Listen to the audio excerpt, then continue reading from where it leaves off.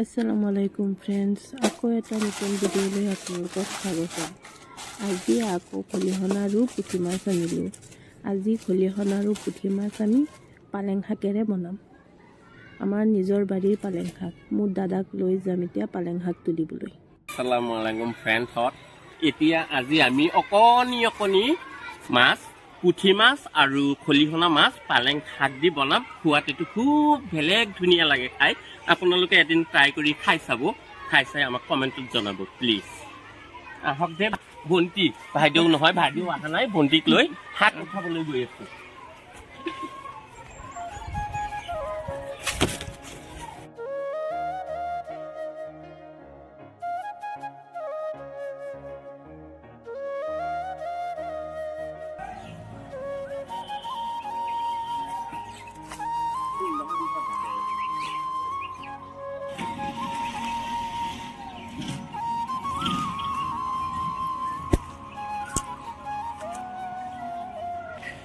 পাচলি ক্ষেত্ৰত আহিছো। এতিয়া আমি শাক উঠাইছো। এইটো হৈছে পালেং আৰু এইফালে আপোনালোকে দেখি আছে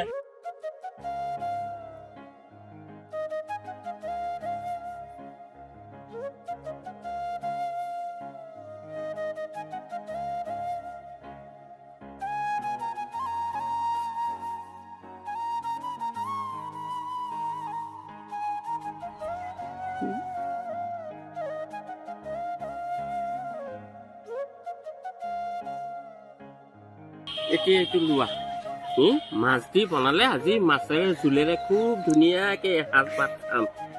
আজি ইমান খাবলৈ মন গৈছে। পালেং শাক আৰু পুঠি মাছ খলিহনা দি জোল বনালে ইমান ভাল লাগে। ধনিয়া কেইটামান দি কেঁচা জলকীয়া ফালি ফালি দিলে ইমান ধুনীয়া।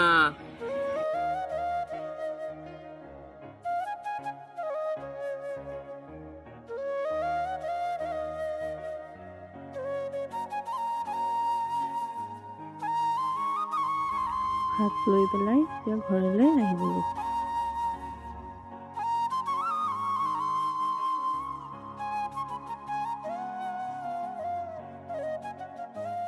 এতিয়া পিঁয়াজ, জলকীয়া, মটৰ আৰু শাক গুটিকেইটা ৰেডি কৰি লৈ ল'লোঁ। এতিয়া আমি বনাম।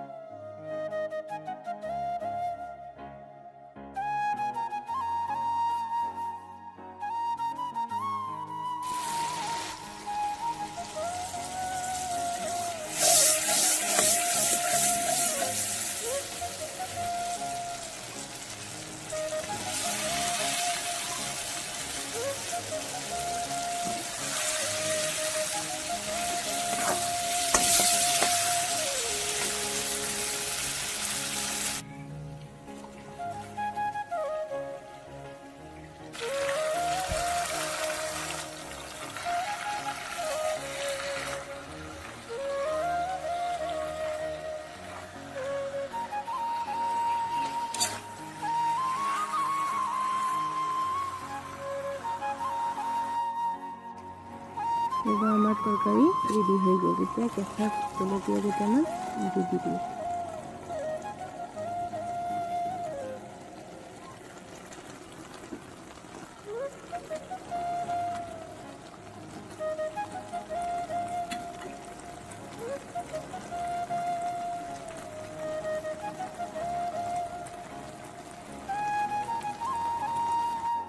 আৰু এফালে ভাত বহাই ৰাখিছিলোঁ। আমাৰ ভাতটো ৰেডি হৈ গ'ল।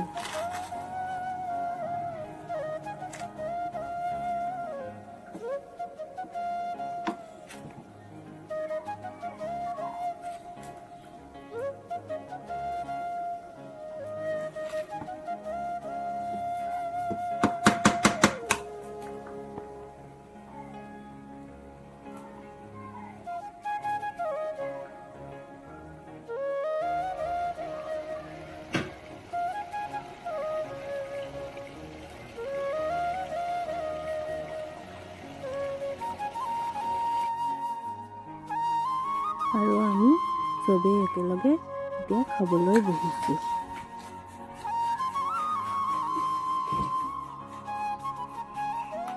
আৰু এফালে আমাৰ সৰু মইনা মনে মনে শুই আছে। আল্লাহ হাফিজ।